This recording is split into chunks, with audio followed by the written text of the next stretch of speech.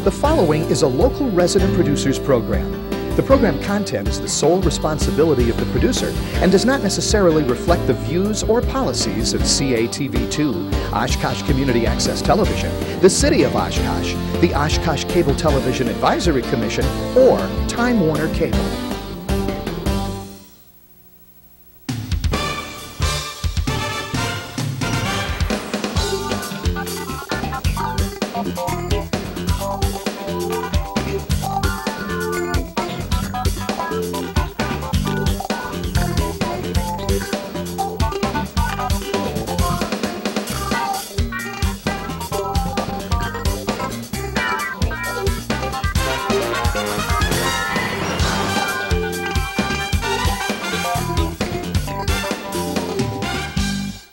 Hello again, everyone, and welcome to another edition of Eye on Oshkosh. I'm Cheryl Hentz.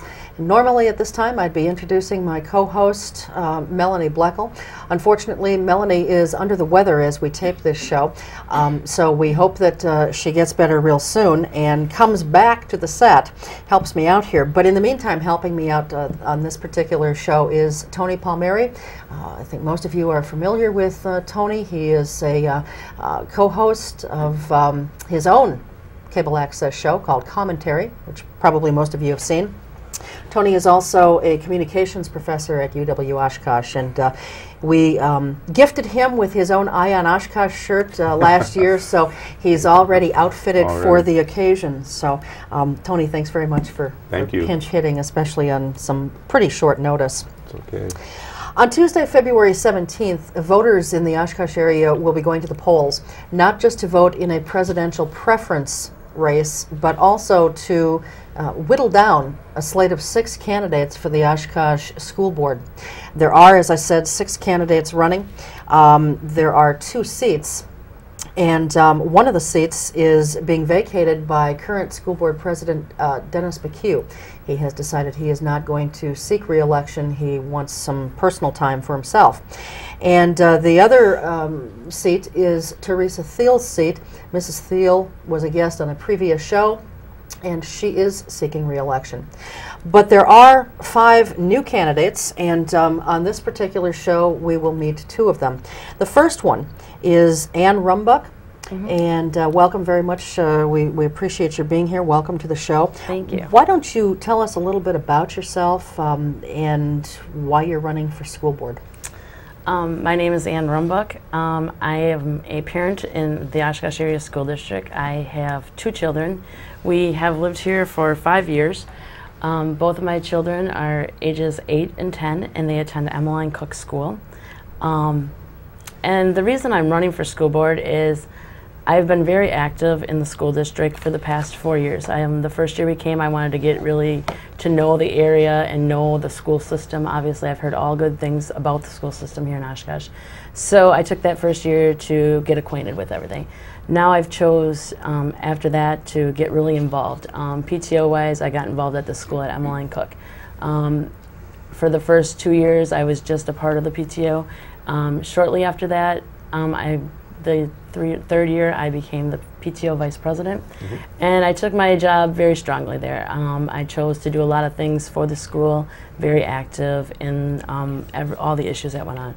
This year, I am still the vice president of the PTO at Emmeline Cook, and my job is not any easier than it was last year. I take on all the fundraising for our school, look at activities for the children to keep them active, and things going on in our area. I promote anything and everything for the kids to be involved with, as much as their parents to come in for family night activities. This summer, I did some exploring while we were off of school and decided that I had heard there was a district-wide PTO years ago in the district for elementary level, and I was wondering why it was never back. I took the opportunity to do a lot of exploring, went to some resources such as the middle school principal at Carl Traeger. Administration-wise, I asked them for their help and came up to the conclusion as nobody really wanted to head up the program. As a go-getter, I said, this is something I can do, and I'd love to promote it one more time. So I took the initiative, got the okay from the district to say, go ahead and do that. And I took the initiative upon myself to open this meeting up open up another segment of district-wide elementary level PTO. I headed up a first meeting in September at Emmeline Cook. There was a very good attendance there. Dr. Heileman opened up with a meeting about a vision and different things like that, and shared some things about our district with us. The meeting went very well, and parents were just outpouring about, let's do this, let's keep it up. I had schools volunteering to hold meetings at their schools. Principals just calling me saying, I'll take a meeting, what month do you have open? So that gave me a really good idea that this is a positive thing, and let's keep going with it. Don't stop now, because that would be the wrong thing to do. So I'm still doing that, and this has been a great year for me. I think that the district-wide PTO has went somewhere. We've done some great things. In October, I was asked by board member Ben Schneider to maybe think about doing a Veterans Day contest here in Oshkosh. We weren't sure how we were going to do it, so I sat down and thought about it for a few days, and I said, I can do this. This can be a positive thing here in Oshkosh. I wrote up some rules and regulations, how we wanted to run the contest. We ran it for K through 5. We offered it in all schools, public and parochial.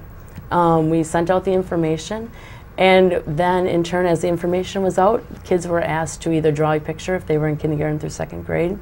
3rd through 5th was asked to write an essay about what Veterans Day meant to them. We included the veterans of the area here, and area businesses came forth and asked if they could be a part of it by sponsoring our event. And the event went great. We got over, I want to say, 125, 130 entries throughout the district elementary level, which was good for a first year activity. You're not real sure. Kids weren't sure, but honestly, when you got to see the entries and read them or look at them, maybe tears came to your eyes. The veterans actually took it to heart when they got to do the judging. We had asked them, they sat down at the Legion one night, they did all the judging there, and they thanked us for it because it meant so much to them. In return to them, we prepared books of all the entries for them so that they could share with the veterans who weren't there to do the judging. That has been a positive thing for us. Going off of that I've told you about this, and at 5:15 tonight I received an email. And there is a magazine that goes out throughout the United States here. It's called PTO Today, where you submit articles about things that happen in your area at your school.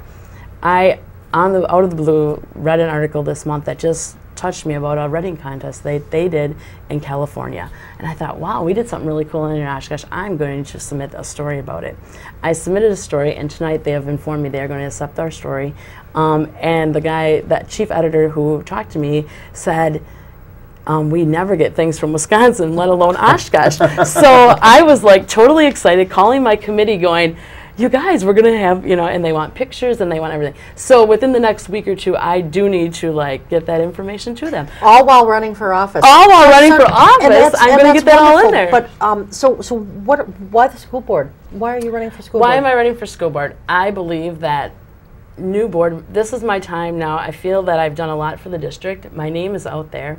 Obviously in a positive way because I'm doing different things and I'm really active in the school, and I would like to be a part of the board. I've been following things on the board, different issues that are going on, and not that the board needs a total big change or anything like that, but I think new board members can bring new perspectives, and I think that I have some new perspectives that I'd love to bring to the board. I see a lot of positive in our Board of Education, but I've always wanted to be a part of the board because I feel like I can do something for the children of Oshkosh. That's why I'm running for the school board. I'm out here for the kids, and I look at all of them as if they were one of my own. You mentioned new perspectives. What kinds of new perspectives would you bring to the board? New perspectives. I guess when I looked at new perspectives, I thought about, the first thing that comes to my mind is accountability. We all need to be accountable one way or the other, and whether we are right, and you need to listen to the public. And sometimes I look at the board now and I say, are they really listening to the public, what they're saying? As I follow the board recently, there's a lot of parents that have shown their feelings on things that are going on right now, the vision that's out there, the K2, 3, 5, boundary issues, budget issues, everything.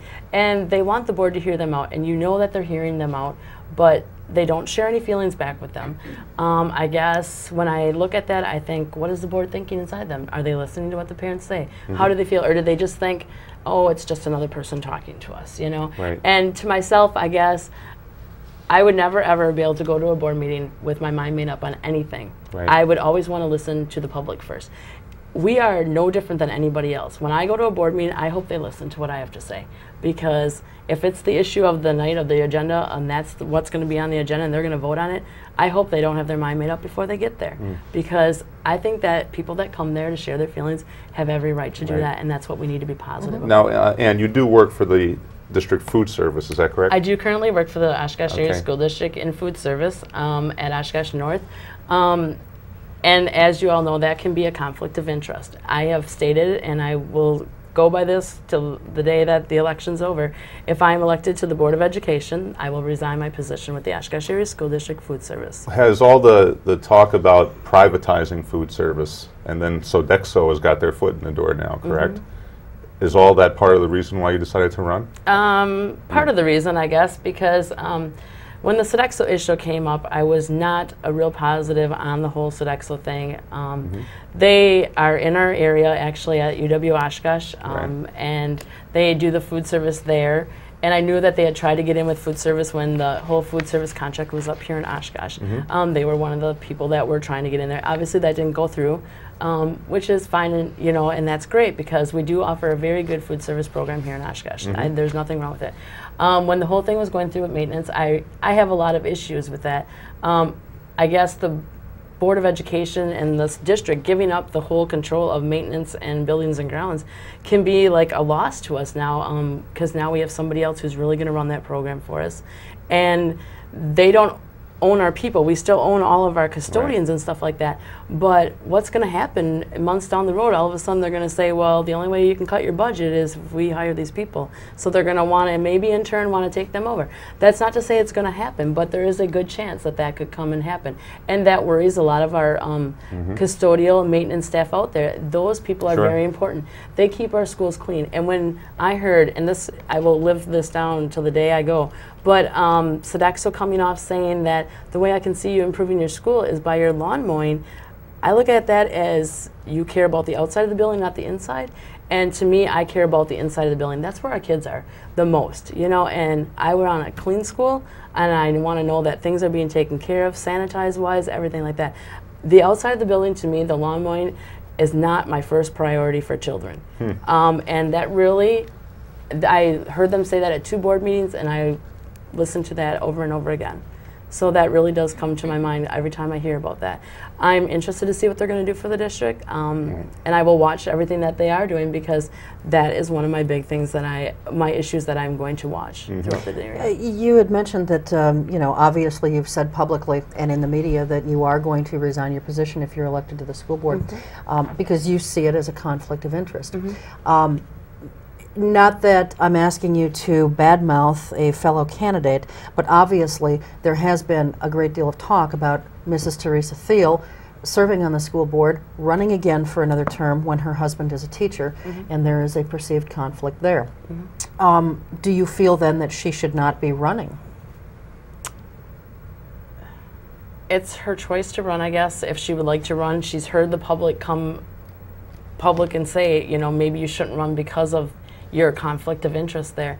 And to quite honestly, the reason why I would resign, and I tell you it's a conflict of interest, I believe all 7 members of the Board of Education need to vote on all issues. If you cannot have 7 members that can vote on everything, then the board is lopsided. And at that point, it can cause a very heavy issue if there's something major out there that needs to be voted upon. And the teachers may support her because they like whatever she's doing for them, or maybe she highly is involved because her husband is a teacher. And that's great, they can do that. But then remember, when the issue comes up for them to vote on teacher things and she can't vote, it can really turn something lopsided for them. And I guess, you know, I sometimes think, I wonder why they do that.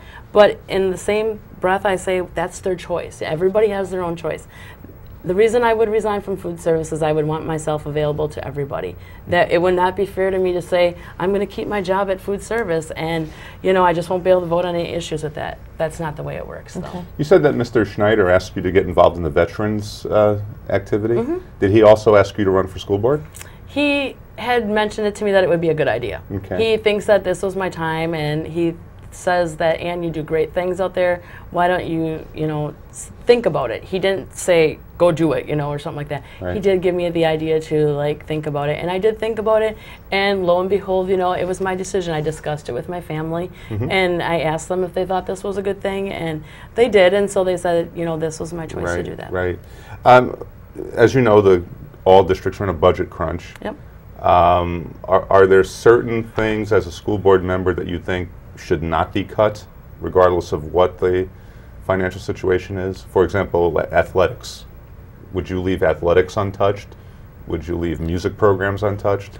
I don't think that, I can tell you that I would leave them untouched, but I believe if we need to charge a fee for them so that kids can participate, that we need to look at that. I guess when I say that, it's because I had a daughter who wanted to participate in the Oshkosh area youth choir, which charges a fee. Obviously, if you want to be a part of the Oshkosh choir, you want to pay that fee. Right. You make that choice. If your daughter wants to be a part of that, then that's great. We can offer things to families who maybe can't afford the fee or something like that, and we do that for area programs and stuff like that, which is great. But I hate to think about the budget crunch, but I know it's out there, and we're going to have to come to the facts of things that are going to have to be cut. But when we have to sit here and cut kids from textbooks and stuff like that, I have a real problem with that. Our kids are going to school. We need textbooks.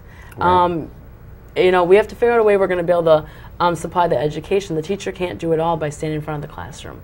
So they need physical evidence to go by too. Otherwise, you're asking kids to memorize everything inside, and I just can't see cutting, textbooks and things like that. So when we look to the budget and to the things we need to cut, my heart actually looks deeper than the kids, because that's why we're here. So I don't like to take things away from them if we don't have to. Okay. What kinds of things would you look at cutting? I've actually been doing a little research, and not a whole lot, just briefly going into things. And if the state's going to stop the funding in driver's education, which has been announced maybe that they're going to be stopping that, are we going to stop driver's education in our schools, or how are we going to be able to make up the money that the state was giving us so that we can offer the program? Is it that, and an idea that came to my mind, not that I want to cut the program, don't quote me on that, it's maybe if we look at it and the private cost, maybe like, for instance, I'm just throwing numbers out, $180, maybe the district still charges $150 so we can offer it in the district and still save parents money so that it can be offered as a program. And I'm just, making an accusation because, as you heard, the state's going to cut a lot of funding from us, and it's not fair to the parents or the kids if we keep cutting programs from them. But obviously we have to be able to make a budget too, and if we're going to have to cut somewhere to make that budget. And the thing is, if it all gets cut, then they're going to have to take the lessons privately in order to get And then if we can save them a little bit of money, they might say, well, then we won't have to go private. We can still keep our kids doing everything in the district, and everything will be fine. And so that's the way I would look at, and we're not out there to nail parents penny and dime them to death, neither. We have to think about everything. And I know fees are there and everything like that, but we have to think about it. What is your view, Ann, on things like school consolidation? Do you think the district should look more seriously at consolidating schools? I think we need to look at it, and we need to seriously think about what we're going to do about it. I mean, you look at some numbers and you take a look at things and you see that there are schools out there that have empty rooms right now, empty classrooms, and I take a look and I say, well, why? If that school has an empty classroom, then how can we utilize it? We need to utilize our schools more than we are. And then you hear about the schools that are overcrowded, and you're thinking, okay, how can we help them out? Is it a boundary issue? Do we need to seriously, and I can say this honestly, I think we need to seriously take a look at our boundaries in our district. It brings up a lot of questions to parents and everything in the area. Yeah, and that's what I want to ask you. It seems like every time the district raises this issue, and the moment they mention a possible school that might get consolidated or might have a boundary changed, parents rush to the school board, rush to call the superintendent, and then correct me if I'm wrong, but the school board then backs down. Yes. Right? Are you the kind of person who, as a school board member, will look at a group of upset parents in the face and say, I know you're upset, but this is in the best interest of the district. We have to do this? I can say that I would probably not necessarily, we need to be strong and tell them the way it is, and they need to, like, if there is an information meeting about things going on such as that, there was a meeting for K235 for parents to come to Jacob Shapiro and share their concerns with Dr. Heileman. This invited at least 2 to 3 parents from each school to share their feelings on a night, probably in December we had that. I co-facilitated that with Dr. Heileman to set that up. I'm a parent from Emmeline Cook who's really out of that whole vision thing. But still, because I care about what's going on in the district, I chose to be there and be a part of the meeting. You have to become a part of these things and share your feelings and not all run to the board at one time. You need to go to a meeting and share information there. That's why the meeting was held that gave parents, I mean, one school was overly attended by like 15 parents because they all had concerns and they were being left out and they wanted to know what was going on. It was a great attendance meeting for people to be there. And I guess those are the things that need to happen. Not all, you need to go to meetings to be informed about it. And then if you still have an issue, go to the board and explain what your issue is so they can hear you out. A meeting that is held with parents and board members and the board to be able to respond, because there was 2 board members there, and parents did say at the end of that meeting, it is great to have board members present and great that you interact with the parents and you're responding to what they're asking, because there were certain questions that were asked directly at the board members. I think that is the most positive thing that can come out of anything. As you know, at school board meetings, you know, that's not the way it is. They don't respond back actually at you, you know, and they really don't want to or do that. But would you change that if you were on the school board? I would love to try to. I would love to try to change that, because I think it's very important for you as a board member. If you have an issue with that person that's there, or if they've said something really that is great, then you need to let them know that, because they don't know that. That you really think that that's great. When the Veterans Day contest was going on, the board members thanked me after I went up there and, you know, presented everything. That made me feel like I did something really good for the district. In return, I would love to do that for another parent or somebody in our district if they did the same thing. How do you get folks involved, get parents involved when there's already tremendous apathy out there, whether they vote or not? Even just as parents with children in a district, I think there's a tremendous amount of apathy. And B, a lot of the folks who do try to get involved, they so often feel that they're not being listened to by the district, by the teachers, by the school board. How would you recommend going about changing that and making them get more involved and feel like their involvement is important? I guess one thing that I seen at the meeting that we held in December, and I'm just going to go back to that because I seen it and I heard a parent say that because she felt like she was being left out. She was going to the board meetings and telling the board how she felt about the K235 thing, but she always felt like she was being neglected upon or just not even looked at, you know, as what she really meant. She came to the meeting and she actually shared true feelings from the heart to Dr. Heileman about how she felt about his vision, different things like that. And he wrote ideas on a board there, and these things were all taken notes, and notes went out to all the schools, you know, talking about what we discussed at the meeting, so nobody's really being left out of the picture. And she felt like she got closer to him on what she meant about what was going on, and the board members that were there knew how she felt and responded to what she was talking about. And that made her feel, after she left there, 10 times better than what she felt like when she walked in the door.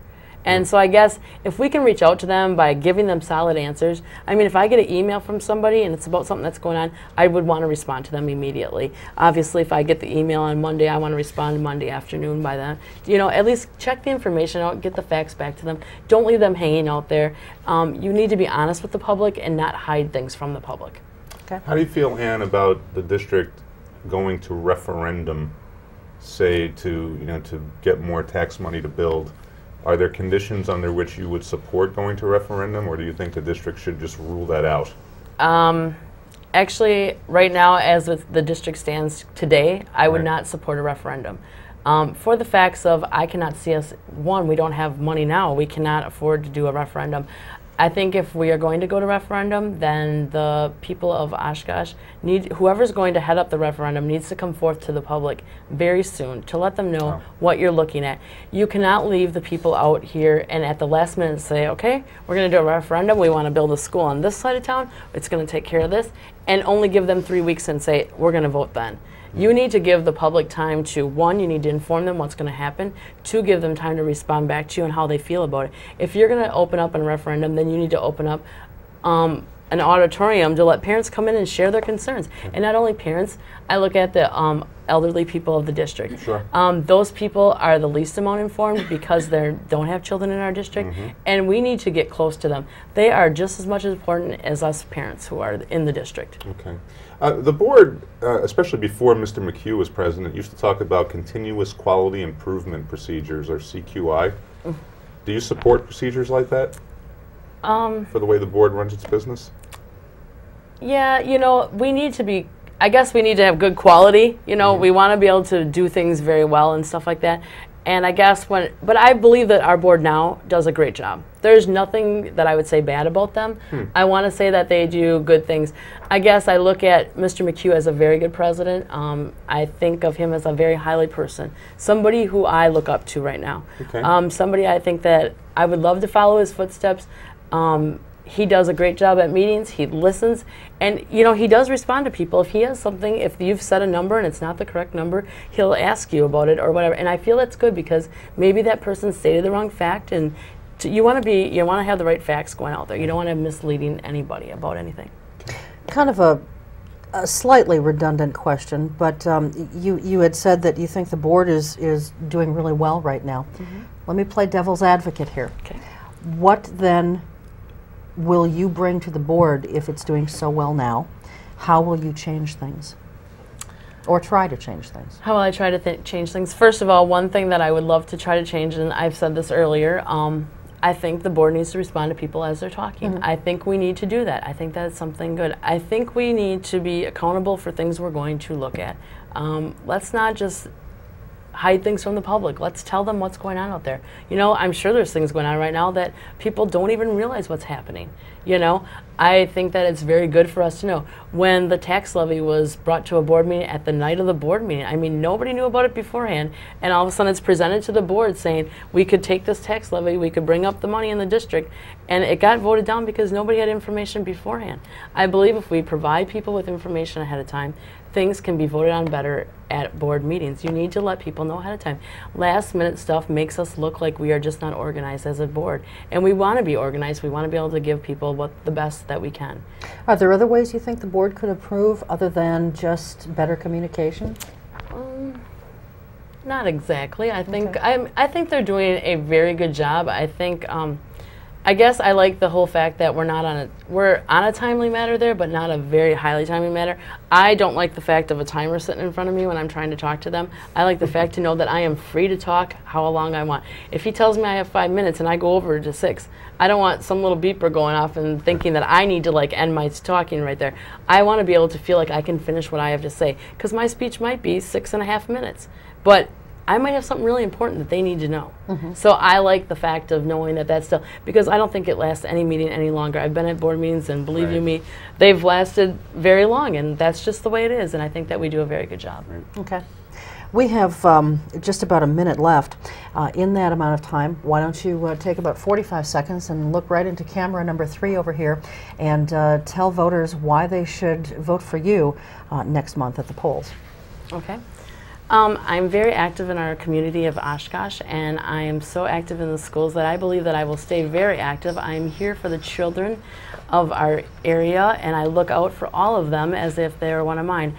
I feel very positive about things that are going on here in Oshkosh, and I think that we can do some great things. New perspectives to the board would be good things for us, and we can look to positive and a better future for our children.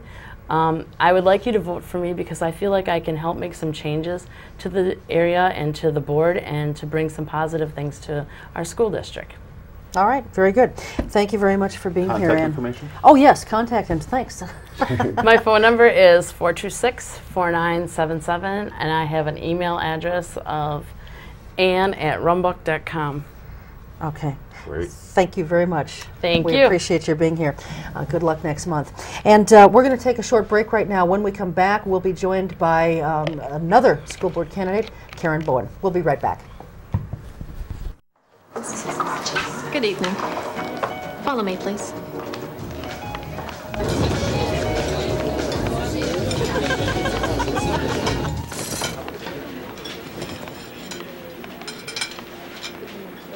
Imagine what America would be like today if Martin Luther King never had a dream.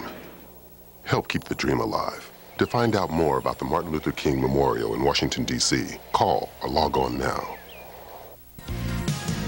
Oshkosh Community Access TV2 is your local sports channel.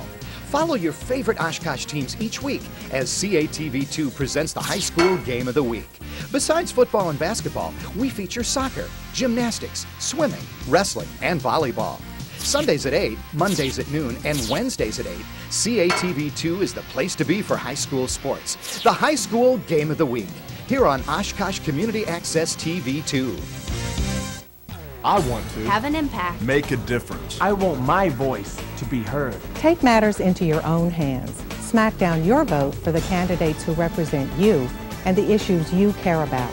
Make time on Election Day to vote in elections in your community. Have an impact. Make a difference. Let your voice be heard. To learn more about the candidates where you live, contact the League in your state or community through lwv.org. Smack down your vote on Election Day.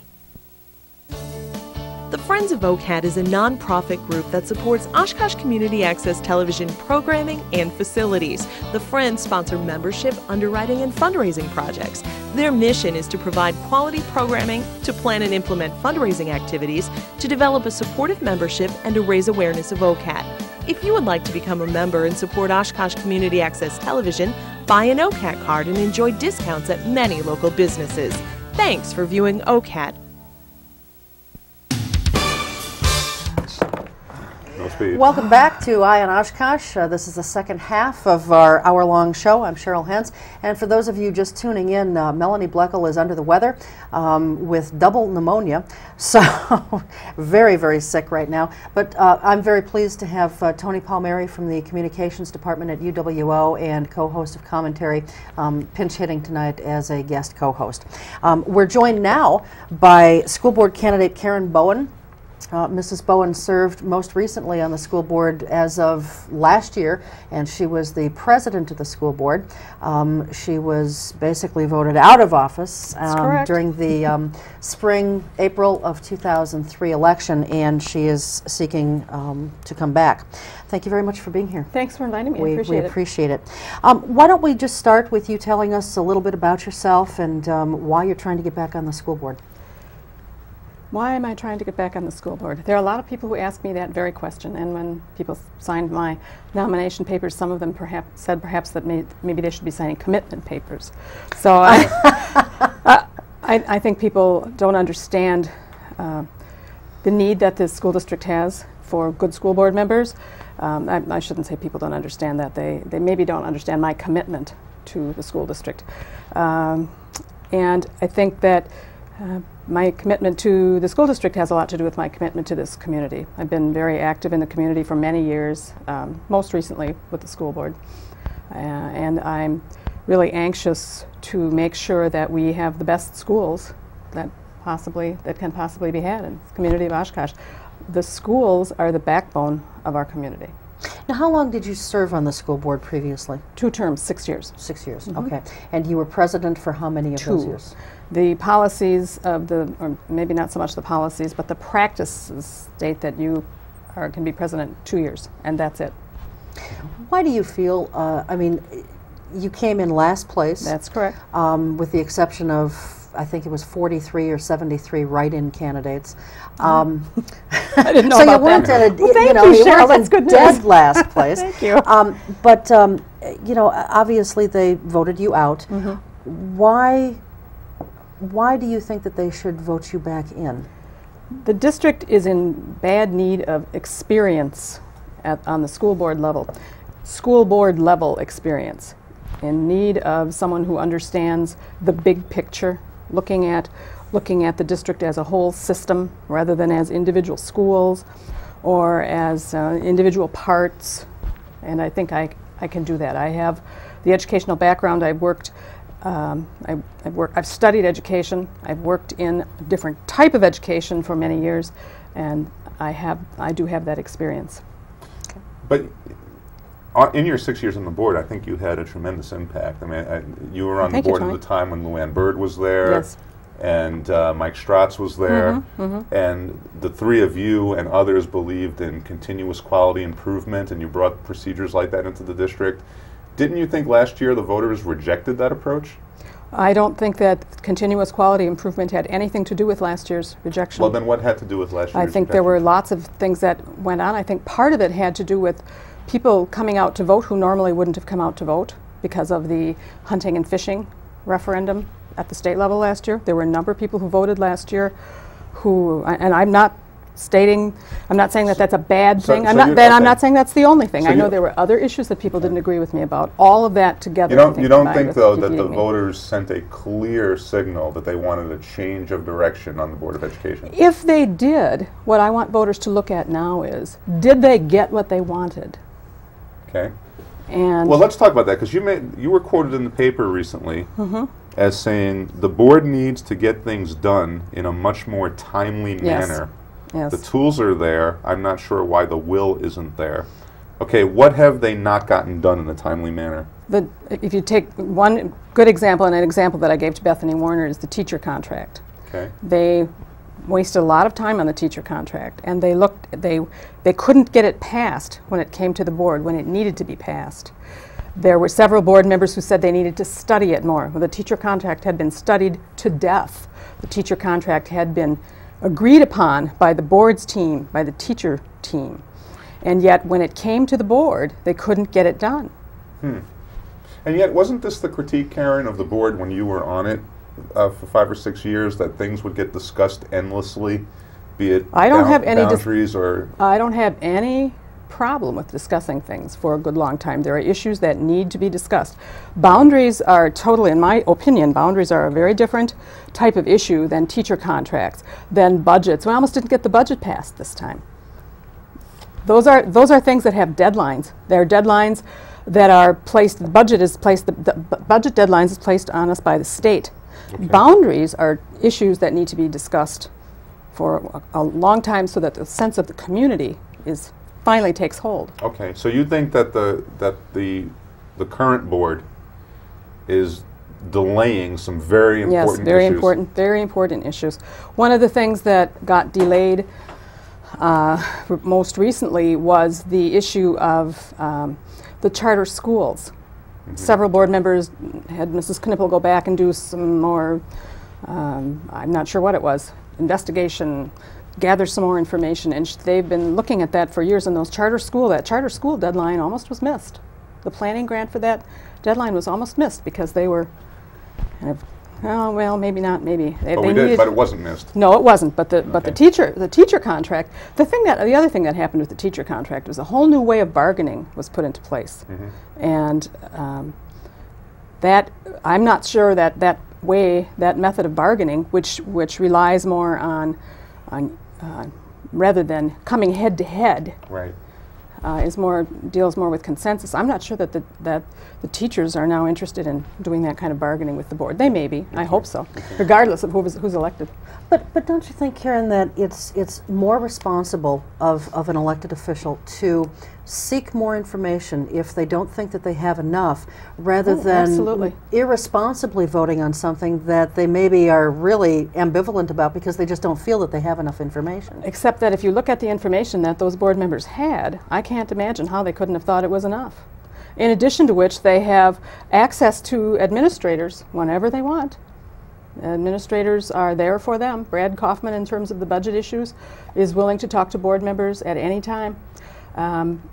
I think that it's when you're coming up on a state deadline and you need to get the budget done or lose money, you've got a real responsibility to get your homework done by that time.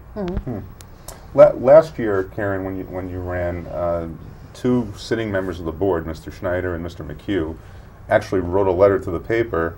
Yes, they did. Urging that you and other incumbents not be reelected. That's correct. Now, at the time, I think you said that their letters were inaccurate. Yes, I did. All right, and I imagine they'll probably say the same things again this year. What did they say about you that was inaccurate? Well, let's see. First of all, they said that I was in favor of closing schools. I have never, ever said that I am in favor of closing schools. I somehow or other for certain school populations, I have a reputation of being a school closer. I'm not sure where that came from. What I am willing to do, though, is listen to all sides of an issue, and I'm willing to study, talk about studying an issue. I'm willing to study an issue without rejecting it out of hand. But you never came out and expressed support for closing a school? I have never, ever said I want to close school, that I, Karen Bowen, am interested in closing schools. Okay. What I'm interested in is whatever's best for the district. If down the road a school will have to be closed, I'll take a look at it. In fact, I believe I told the people at Green Meadow, that's the last resort. Okay, that was one thing. I'm trying to think of some of the other things that Mr. McHugh. Well, they essentially said that the board, under your leadership and during your 6-year period, was essentially a spendthrift board. Well, it spent too much Mr. money. McHugh and Mr. Schneider say that all the time. Did the board not spend too much money? What's too much money? Do we, in the first place, we have this, all school districts have limits placed on them by the state. Right. Did we go over those limits? No. You can look at this from another direction, and that is the direction that was taken by Focus, the focus group that just came out with the Winnebago Land Focus report. One of the negatives they found is that Oshkosh, and in fact, if you'll forgive me while I bend over and get this out of my purse, thank you. I wrote this down. This is an interesting statistic. In 1996 and 97, Oshkosh spent $393 per pupil under the state average, or 5.6%. In 2002-2003, Oshkosh was spending $2,055 under the state average of per pupil spending. That's 19.7% in 6 years. Now, I'm not necessarily saying that is a good thing. As Dr. Heilman says all the time, we are the 10th largest district in the state, but we are at the very bottom of the large districts in terms of what we spend per pupil. Now, does that sound like a district that overspent? I mean, it doesn't to me. I'm not sure what. A lot of that had to do with the state limits being placed on us, and the fact that we started back in 92, 93 under those the state spending caps at a low place. Anyway, so but oh, go ahead, Cheryl. Well, could you give us some examples of ways in which you're fiscally responsible? Ways in which I'm fiscally responsible. I was. You mean exact votes that I took that were fiscally responsible? Well, or I'm issues. Not sure what you're talking about. Sure, if you want to go with votes on major type issues or even something minor. Well, one of the things, and this is probably fairly minor. Anybody who knows me knows that my passion is music and art for kids, and in particular, youth symphony orchestra, chorus. But the elementary orchestra was moved from the general budget to the recreation department budget so that we could keep it.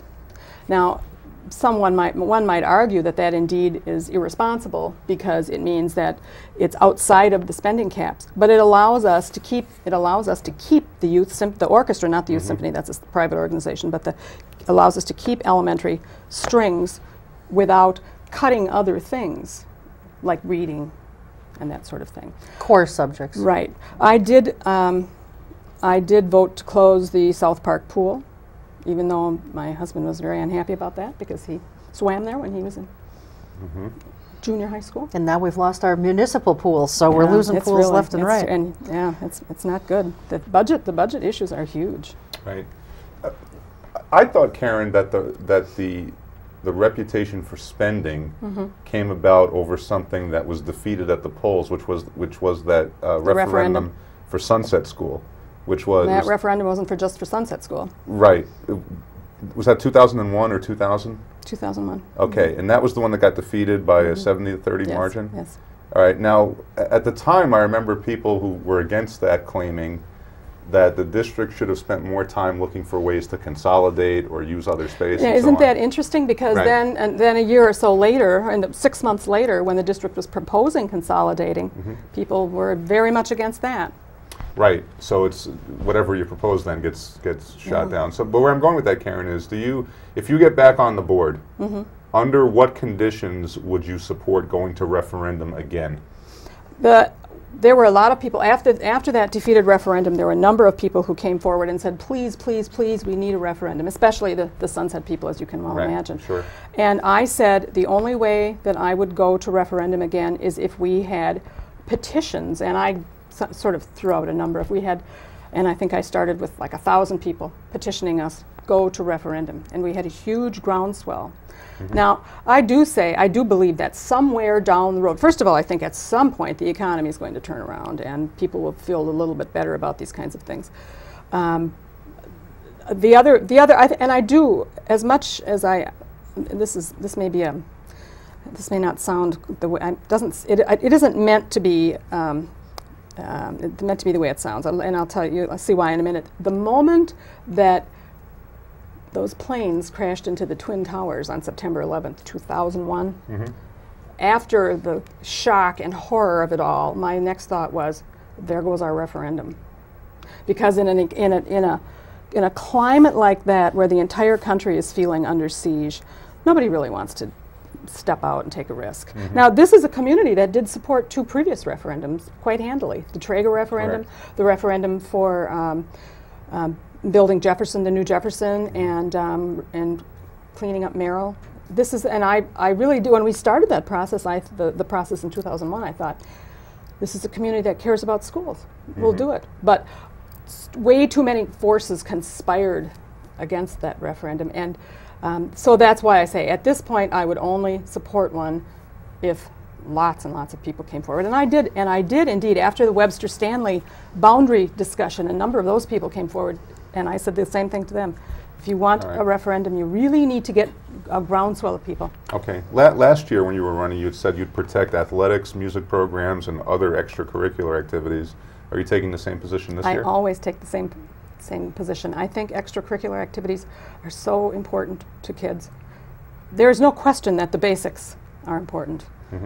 The R's, I mean, if you want to call that, do that onion diagram thing, the core of the onion.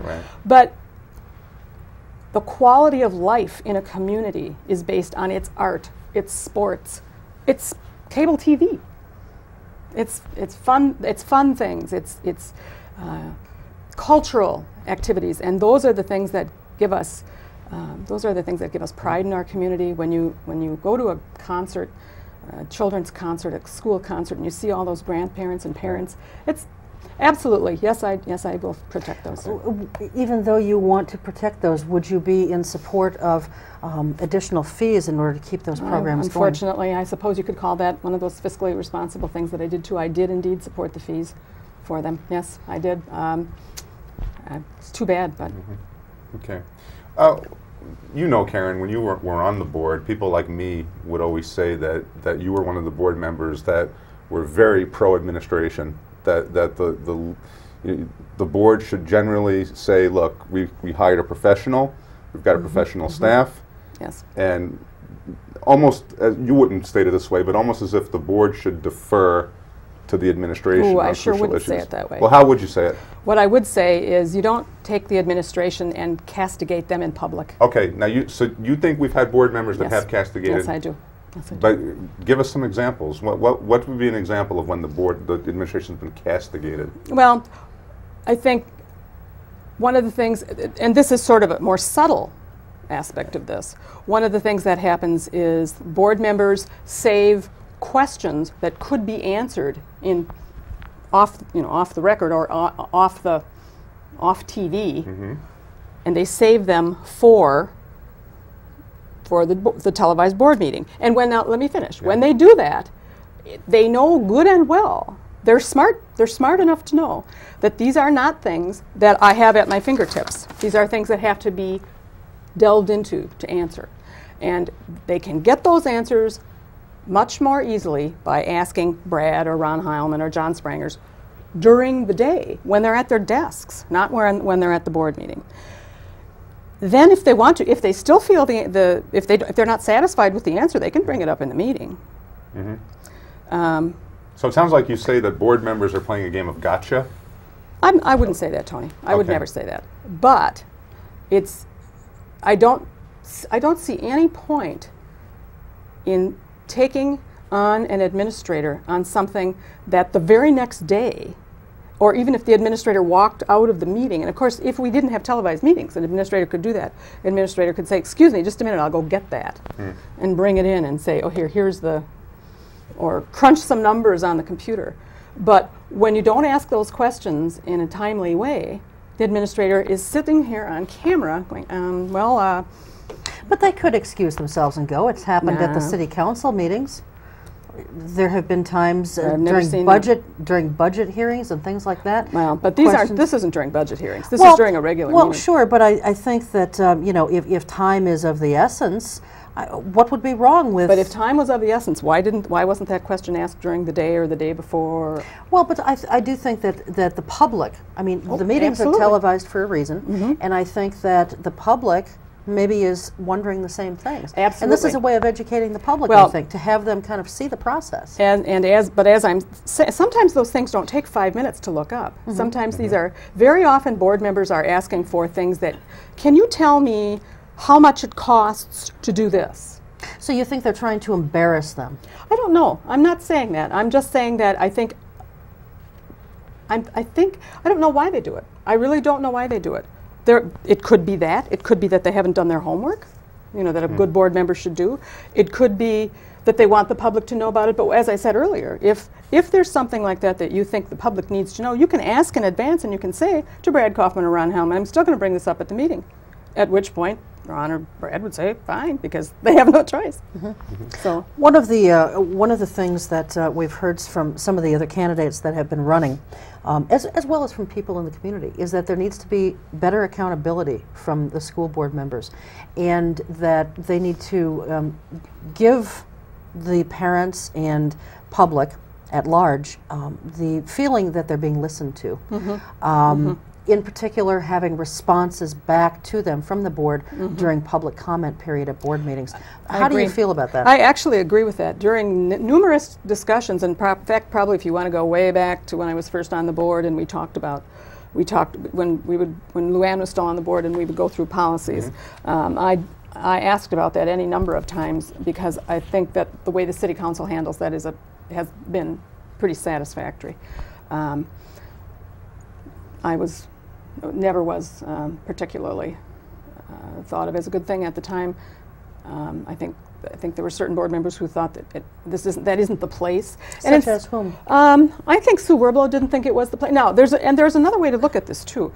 Dan Becker has done a really good thing. I don't think he's had very good attendance, but his town meetings that he holds, I think that's an excellent idea. I think that is a really, really good idea, and I would propose that if I were on the board that all of us hold town meetings, and I would hold town meetings with Dan, because even though the attendance hasn't been very good, it's an opportunity to do that. And that may be a better place for that sort of thing.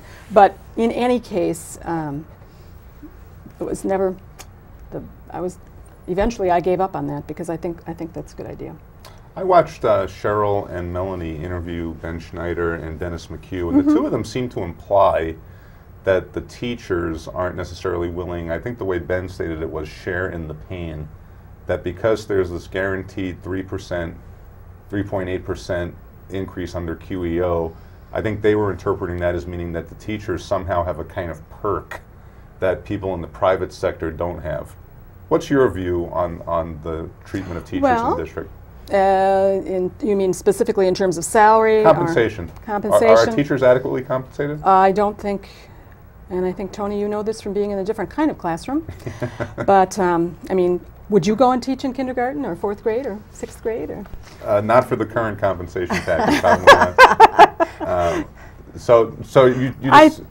You know, you can look at this two ways. I don't think teachers can ever be compensated enough for what they do, but on the other hand, I think as someone who works for the state and who had many, many years of 0% increases, and now here we go again, we're back at it.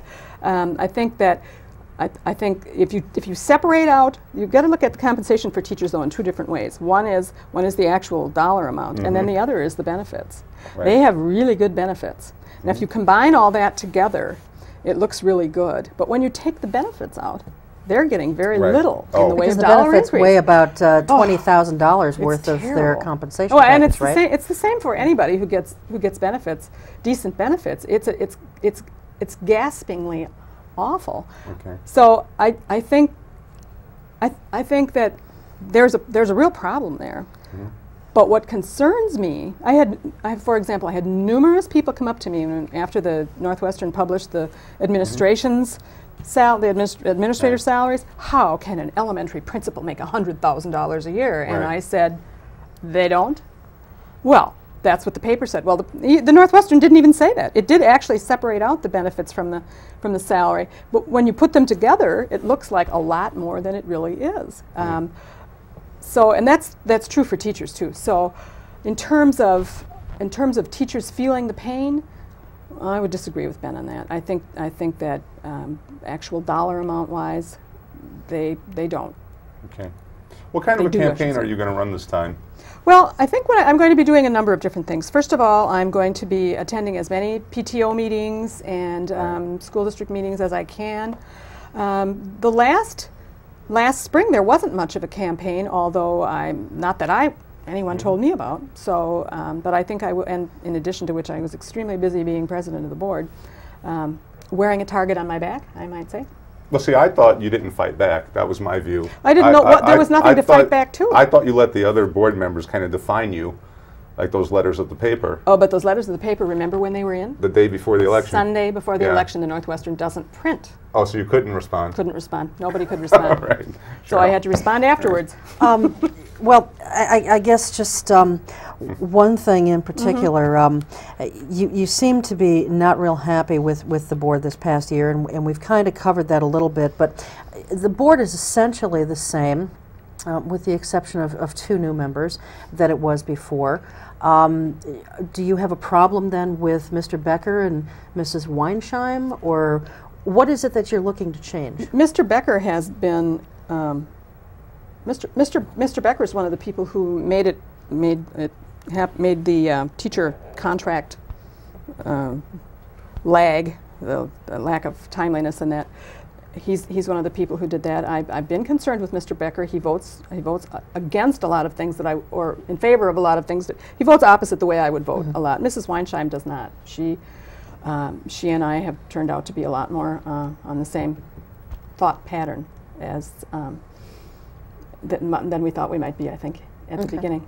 So, and I don't necessarily. I think in addition to that, and I'm going to be real frank about this, I think the leadership of the board, the way the leadership is operating, the president is operating, is not as fair as it ought to be. I think that Mr. McHugh lets people speak who he agrees with. He isn't quite as forthcoming as with others. When you're watching a meeting, you can see certain people going, yoo-hoo, yoo-hoo, and he misses them. I think that he probably should be a little more careful with that. And I think he also projects the leadership idea that he represents the board.